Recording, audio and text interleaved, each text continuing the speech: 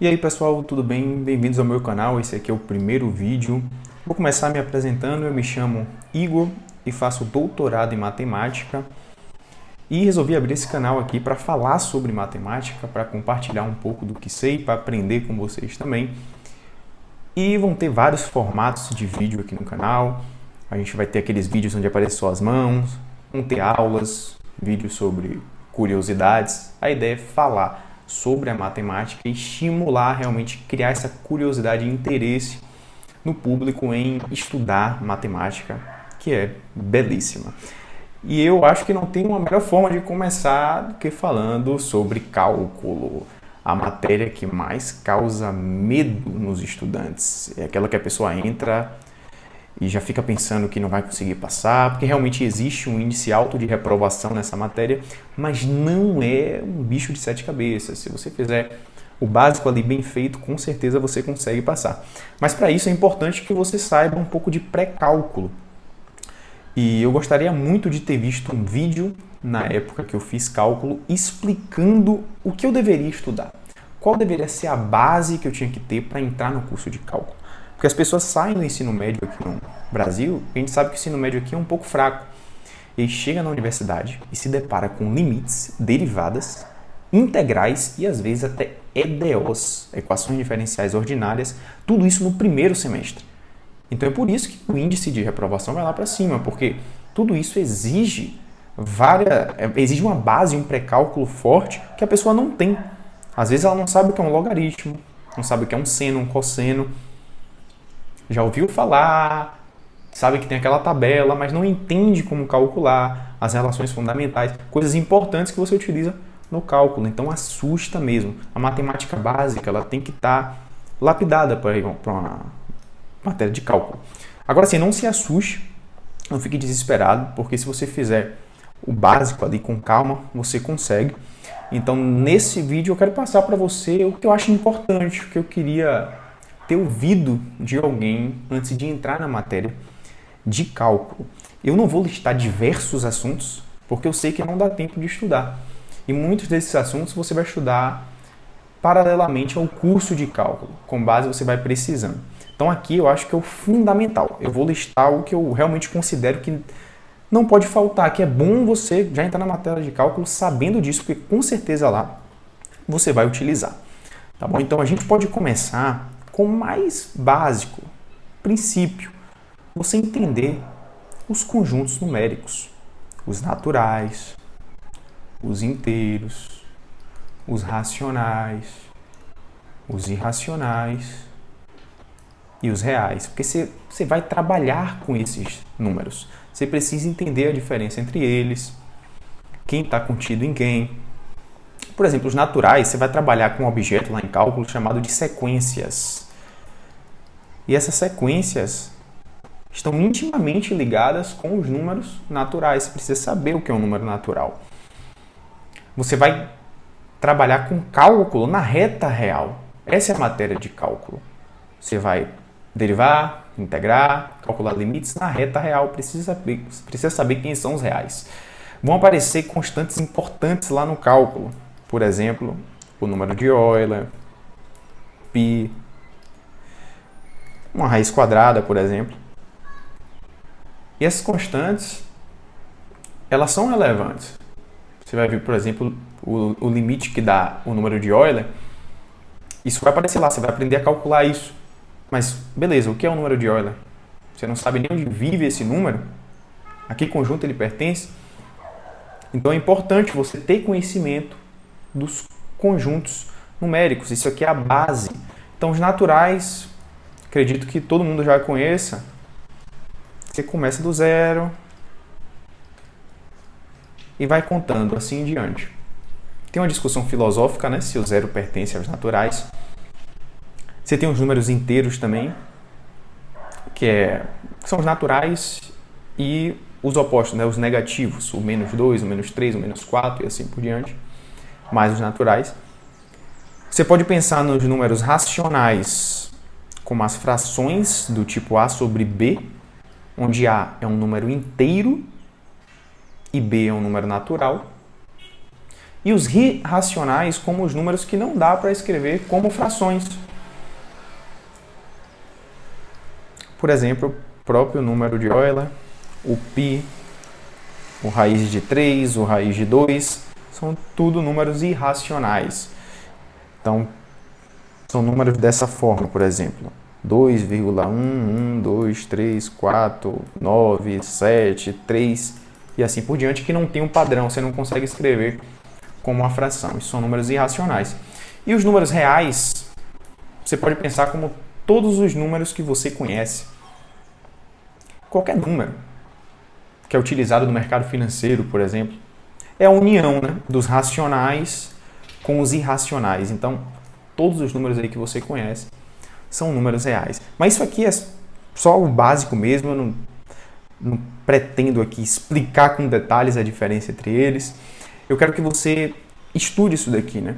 Que você pegue algum livro, e falando nisso eu já tenho uma recomendação para estudar os assuntos que eu vou passar neste vídeo aqui, que é a coleção do IESE, a Fundamentos de Matemática Elementar.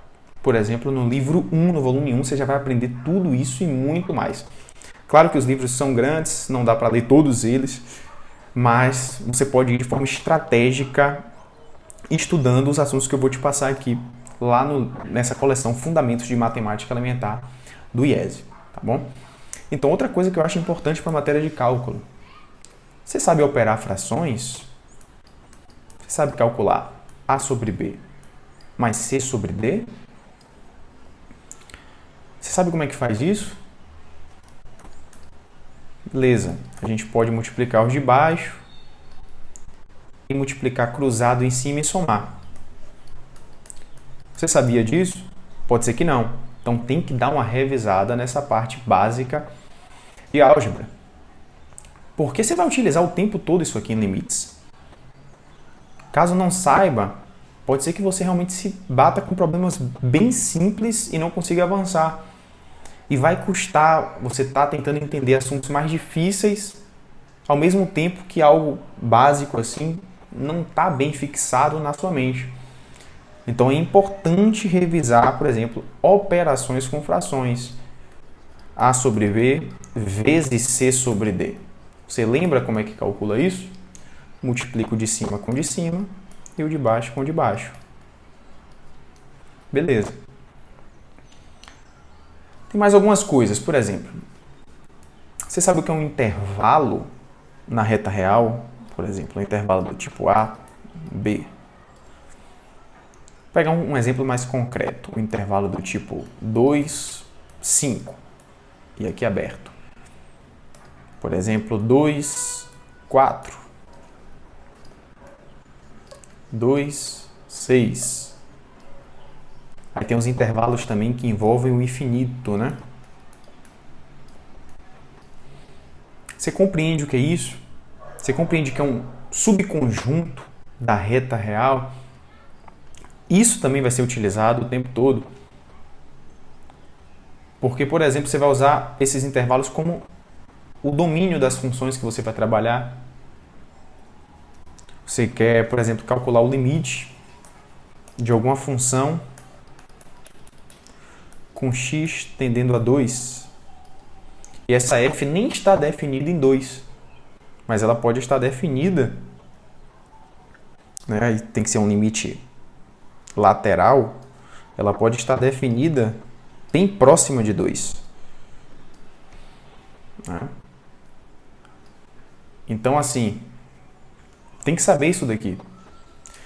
Tem que estudar essa parte de intervalos. Beleza. Vamos lá, então, para mais uma coisa que eu acho importante, que é o módulo de um número real.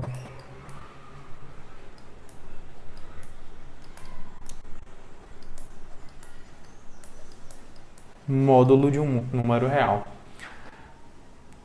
Você tem a noção do que é o módulo de um número real? Por exemplo, módulo de 5. Módulo de menos 3. Quando você vai ver formalmente isso daqui, módulo de x, né, a função módulo de x, a definição que vai aparecer para você é essa. É x se x é maior ou igual a zero, ou menos x se x é menor que zero. Então, nesse caso, x é maior que zero. Logo, o módulo de 5 é o próprio 5. Nesse caso, x é menor que zero. Então, o módulo de menos 3 é menos 3, que dá 3. O módulo ele pega o número negativo e transforma em positivo. Pega o positivo e mantém ele positivo. Então, o módulo vai aparecer bastante lá no estudo de limites. Você vai precisar calcular alguns limites que envolvem o módulo, então é importante ter essa noção da função modular. Além disso, você precisa saber calcular potências, né? Você sabe fazer, por exemplo, 5 elevado a 3 vezes 5 elevado a 2. A gente sabe que conserva a base, né, e soma os expoentes. Beleza. Tem a parte da divisão também. 5 elevado a 7 dividido por 5 elevado a 3. Nesse caso, preserva a base e subtrai os expoentes. Você vai utilizar a potência o tempo todo lá em cálculo também. Outra coisa vai ser muito recorrente é a parte de inequação. Por exemplo, você tem x menor que y. Será que é verdade que se x é menor que y, então x ao quadrado é menor que y ao quadrado? Tem que ter um cuidado aqui, né? Por exemplo, menos 5 ele é menor que menos 3. Beleza. Só que menos 5 ao quadrado dá 25. Menos 3 ao quadrado dá 9. Então, 25 não é menor que 9. Tem umas noções de inequação. Porque você vai precisar utilizar a inequação para trabalhar, por exemplo, com o teorema do confronto lá em limites, né? Então, você precisa ter a noção desses sinais, saber utilizar esses sinais de menor ou igual, menor. Por exemplo, se você tem menos x é menor que 5, você não pode passar o sinal para lá. Você multiplica por menos 1 dos dois lados, então do lado esquerdo fica x, do lado direito fica menos 5. Só que o sinal inverte. Então tem que ter esse cuidado, tem que saber operar um pouquinho com isso, que vai ser utilizado lá em limites. Mas, novamente falando, se você pega a coleção de fundamentos de matemática elementar do IESE, você consegue trabalhar isso daqui com detalhes e ir diretamente na parte que você quer. Vai lá no sumário, acha o assunto, potenciação, radiciação, dá uma olhada e estuda. Esse assunto mesmo, ele é trabalhado lá no primeiro volume e no segundo. No segundo você tem a parte de potenciação, tem inequação com potenciação, que é o volume de logaritmos. O primeiro é o volume de funções, e a gente vai chegar lá, que eu também vou falar sobre isso. Beleza, então, o que é que você precisa agora? A parte mais importante, estudar funções. Funções. Estuda funções. Se você só puder fazer uma coisa, pega algum livro que fale bem sobre funções e estuda isso daqui. Porque cálculo é funções o tempo inteiro. Você vai calcular o limite. Limite de quê? De funções. O que é uma derivada? A derivada vai ser uma função, vai ser uma aplicação. Na hora que você for calcular integral, primitiva, tudo isso vai ser função. Então você precisa entender muito bem o que é uma função, que você pode pensar como uma relação entre dois conjuntos, que para cada elemento deste conjunto existe um único elemento deste outro que está relacionado com este elemento.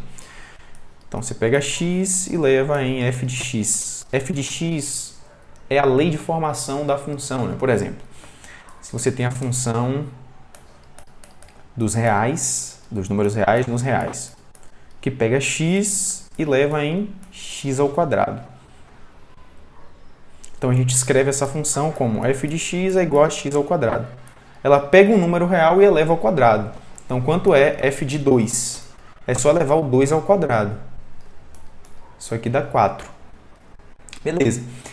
Então você precisa entender os conjuntos numéricos, que eu te falei lá no início, para compreender as funções, porque as funções são definidas em conjuntos. E no caso de cálculo, você vai ver que são conjuntos numéricos, são subconjuntos da reta real. Então você precisa entender essa noção. Outra coisa que precisa entender, por exemplo, você tem uma função aqui de x em y. Quem é esse daqui? Como é chamado esse conjunto? De domínio da função. Como é chamado esse conjunto? De contradomínio da função. E ainda tem um conjunto imagem. O conjunto imagem são todos os valores em y que podem ser atingidos pela função. Então você poderia definir assim: imagem de f são os pontos em y, tal que y é igual a f de x, né, para algum x em x. Isso aqui você tem que ver com calma para você conseguir compreender exatamente o que é o domínio, contradomínio e a imagem. Mas essa parte é a principal. De tudo que eu falei, que você precisa realmente saber para ir para o curso de cálculo é a parte de funções, que vai ser o tempo inteiro. Cálculo é função, não existe cálculo sem funções. Na verdade, a matemática quase toda é construída em cima disso. Então, eu diria para você, se você quer aprender matemática, compreenda bem o que é uma função. E aí daí diante você vai estudando e vai aprimorando, porque a maior parte da matemática é baseada em funções. Quase tudo são funções. Então, assim, tenha isso aqui bem definido. Agora, vamos lá. Quais as funções que eu acho muito importante que você estude? Função logarítmica. Função logarítmica. Que é a função do tipo f de x igual a log de x em alguma base. Então, é entender o que é o logaritmo. Isso aqui está bem explicado lá no volume 2 de Fundamentos de Matemática Elementar. Outro tipo de função. Função exponencial. Que pode ser vista, né, como o inverso da função logarítmica. Então, a função exponencial é o número de Euler elevado a x. Mas você também pode ver assim, como qualquer outro número, né, um número maior que zero, sei lá, um número a maior que zero, elevado a x, por exemplo. Isso aqui vai ser uma função exponencial também, certo? Você tem as funções trigonométricas.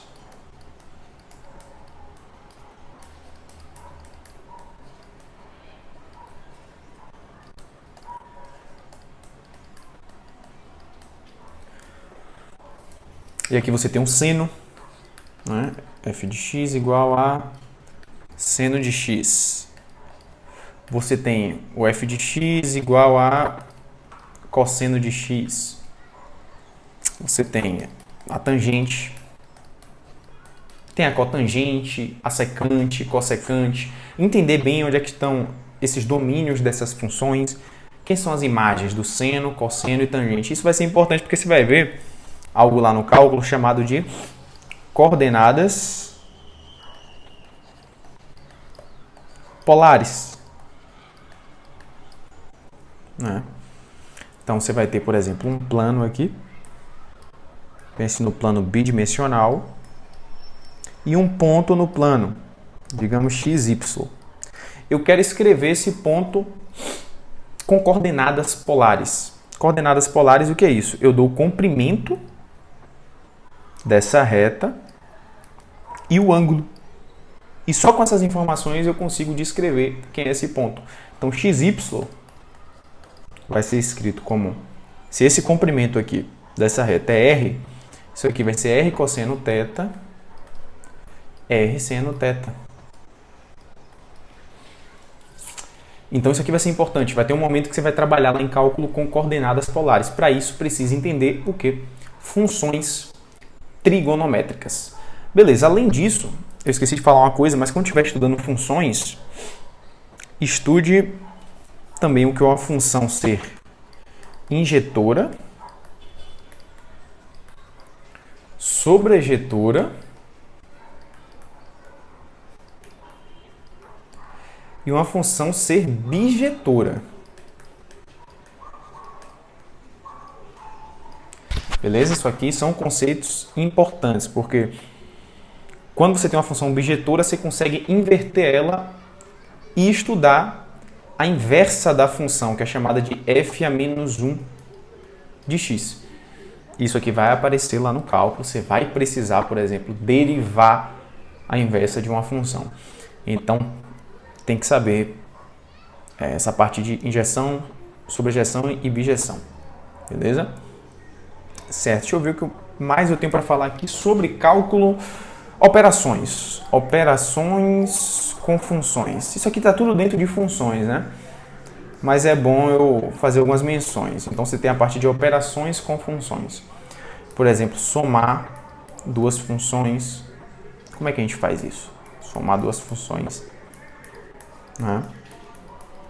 Como é que a gente multiplica funções também? Você quer multiplicar uma função f por uma g. Será que é multiplicar ponto a ponto? E sim, é multiplicar ponto a ponto.